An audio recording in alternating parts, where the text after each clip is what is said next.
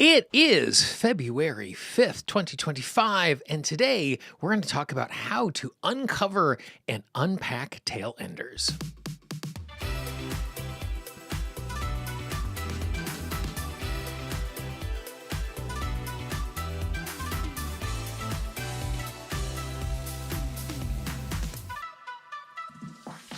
Well, good morning, good afternoon, good evening. Hello, wherever you are in the world. Welcome to Wednesday with Gene. I am the eponymous Gene Monterastelli. These live streams every single Wednesday are presented by the Tapping Mastery Academy, which is an opportunity for you to take your tapping to a much deeper level so you get more out of tapping every single time you sit down to tap. Today, we're going to spend some time talking about one of my favorite subjects, which is tail enders and how we uncover tail enders, how we engage with tail enders so that we can create change. I have a fun little tool that I'm going to share with you that's going to make it super easy for you to do exactly that. But before we dive in, put ourselves in our body to be present to what's going on. What we're going to do is we're just going to do a minute and a half of wordless tapping. Tap on the side of the hand, take a nice big deep breath. And what we're going to do is we're just going to move from tapping point to tapping point in the order that makes the most sense for you. As you do it, just tune in and notice what's going on in your system.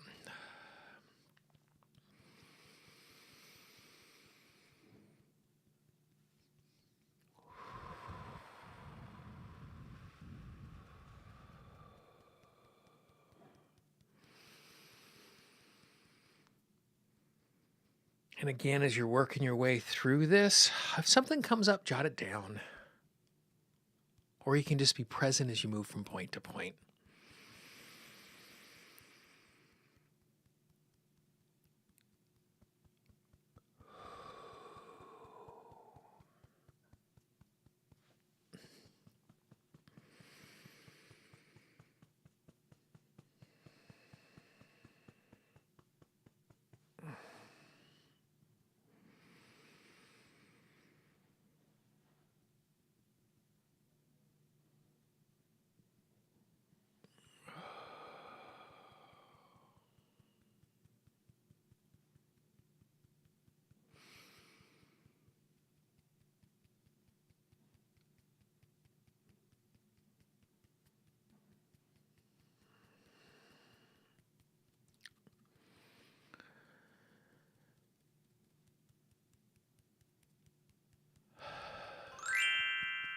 And just take a nice big deep breath and give me a big stretch.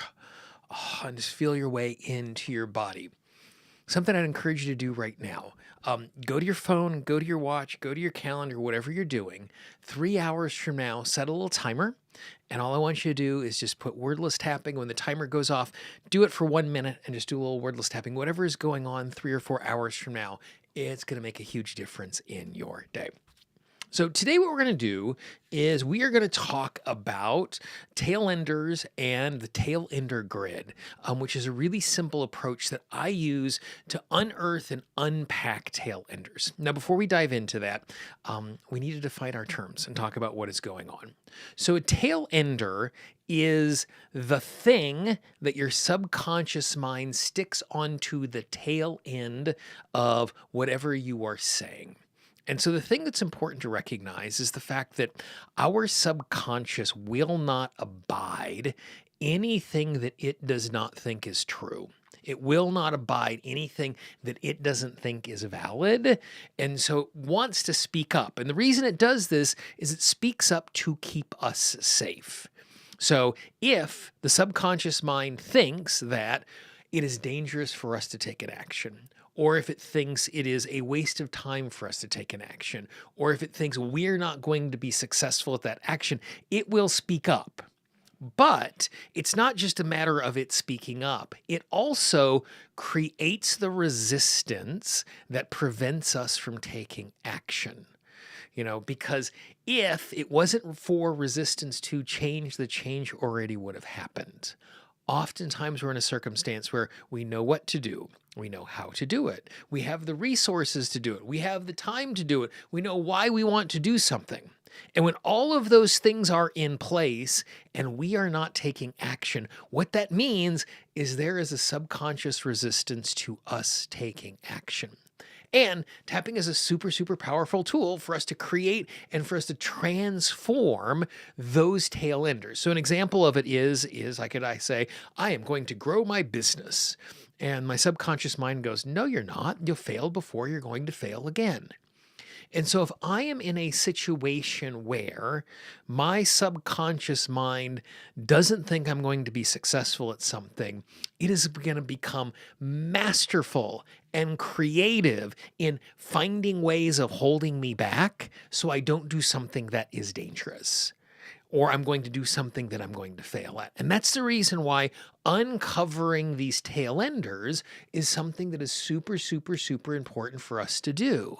Because as long as we are carrying these stories in our subconscious mind that says that we are unsafe or incapable in doing something, then we're not going to take action. Because simply knowing what to do and simply knowing how to do it is not enough for you to take action. You already know what that is like, to take a task that you want to do and moving it to tomorrow's to-do list and not doing it and moving it to the next day's to-do list and not doing it and moving it to the next day's to-do list. And then at a certain point, we just give up because we recognize we're never going to do that thing. And so uncovering tail enders are super, super important. Now, the easiest way for us to find our tail enders is to simply make a statement of the thing that you want. I would like to take this action. I would like to have this success, and see what comes up. But there are more subtle ways for us to uncover tail enders. And so for me, that is where the tail ender grid comes into effect. And so the tail ender grid has a y-axis and an x-axis that gives us multiple ways to uncover tail enders. So let's take a little look here at both of those axes. So on one of the axes is my SAWD protocol. And for me, the way that I want to uncover resistance is through one of these four lenses. And they're in this order, not because it spells this fun little word SAWD, but this is actually the order I think it is important for us to engage with our resistance. So resistance number one is safe. If our system does not feel like something is safe, it's going to prevent us from taking action. The primary goal, the first, the second, and the third most important job of the subconscious mind is to keep us safe, because that's how we stay alive. That's how the species procreates. That's how we move forward in the world. So if the subconscious mind perceives something as unsafe, it's going to hold us back. Now, sometimes it actually is unsafe, and it's good that it's holding us back. But it isn't always working in a proportionate and well-informed way. You know, if I put something out into the world, people might not accept it, but my subconscious mind is going, people aren't going to accept it and you're going to die. And that might sound dramatic, but that's exactly how the subconscious mind processes all of that. So lens number one that we're looking through is it safe for us to take the action? Number two is, are we allowed to take the action? And in some ways, allowed is just a version of safe. Because what allowed is there is some standard that exists. I'm allowed to take this action. I'm allowed to be seen. I'm allowed to claim this outcome. And that is something that is in the context of the community that we are in. I might be allowed to say this thing around my friends where I don't feel like I'm allowed to say it around my coworkers. I'm allowed to live a certain way in the world, but I don't feel allowed to do that inside of my own family. And so for us, if I don't feel like I'm allowed to do something, because if I'm not allowed, I get judged. If I get judged, I get pushed out of the tribe. If I get pushed out of the tribe, I die. Now, obviously, most of us are not going to be in a circumstance where we're going to die if we are judged by the people around us. But at different points in history, that has been something that our species has had to deal with, and in some circumstances, that's true today. And so if there's a part of us that doesn't feel like we're allowed to do something, it is going to hold us back. Lens number three, the SAWD protocol, is worthy. Am I worthy of this thing? Now, number four is deserve. And so I'm going to talk about these at the exact same time because they can feel kind of like synonyms, but for me, they are not. Worthy is birthright. I am worthy of love. I am worthy of well-being. Where deserve is transactional.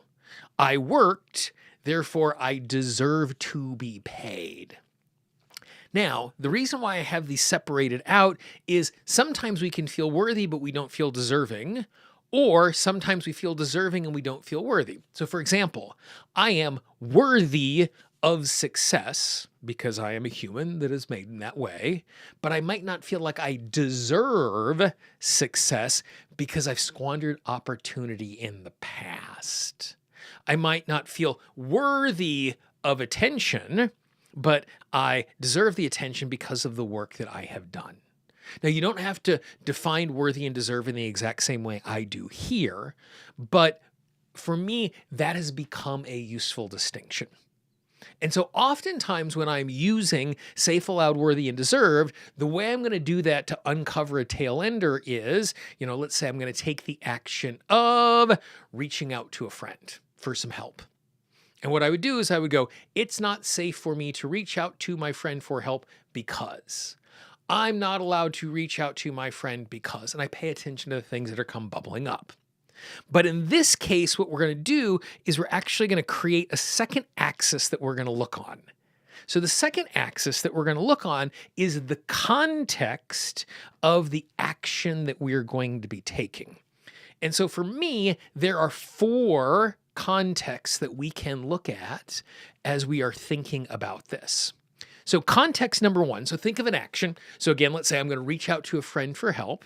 The first context is I want to do that.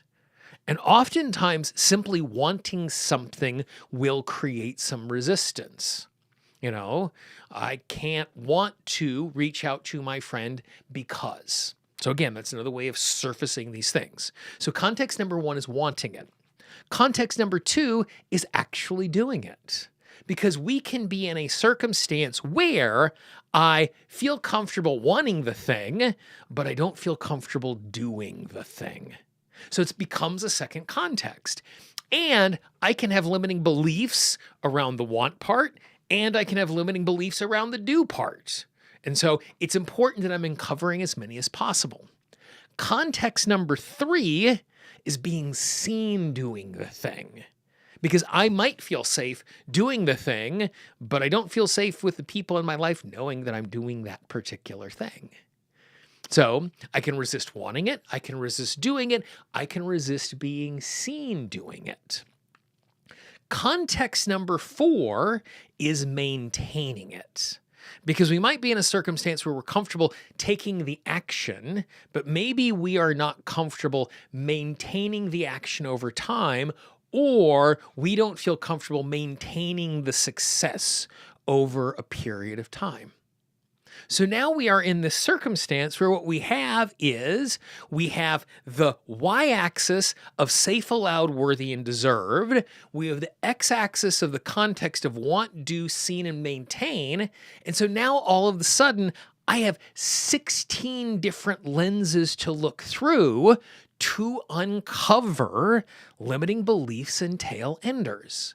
And so I could say, it is not safe for me to want to reach out to my friend for help because.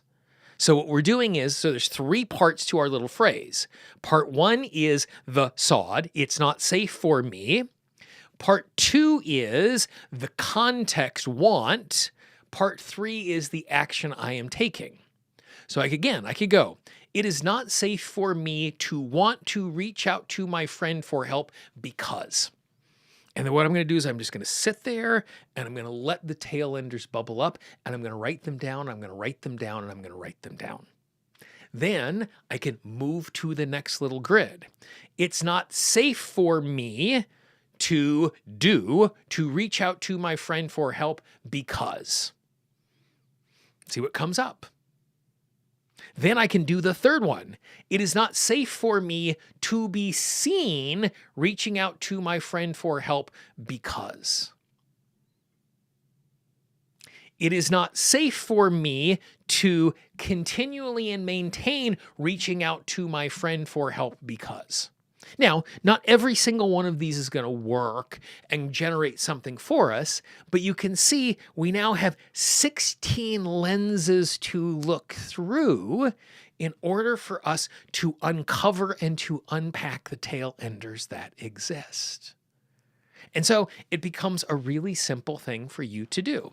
You just create this little grid and you just work your way square by square by square, and you just say those phrases out loud and you jot down the tail enders that come up. Now, when you're in the process of doing this, you don't have to tap on all of those tail enders when you write them down.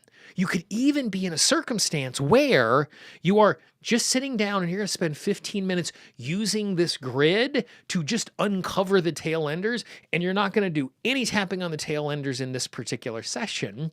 You're just using the tail enders as a way to tune in and connect with what is going on that is there. And then in the future, you can come back and you can take your little tail ender list and you can use whatever tapping tool that you want. Or if you're in a circumstance where you can't unpack it on your own, the next time you have a session with your practitioner, you can say, hey, I was doing some work on my own and this is the tail ender I uncovered. Can we tap on that particular thing?